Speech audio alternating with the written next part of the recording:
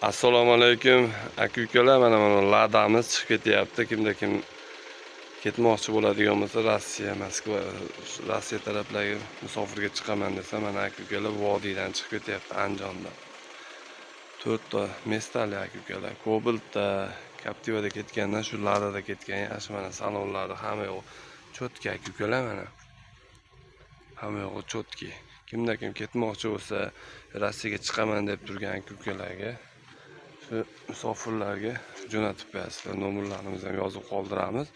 33lik 432 15 94lik 387 36 nomerlarda bo'lamiz. Aka-ukalar, mana kimda kim ketmoqchi bo'ladigan bo'lsa, telefon qilib, xudo xolasa 100% bir komplet 4 ta odam bo'lsa chiqib ketaveradi. Mashinani turishiga ham baho beringlar.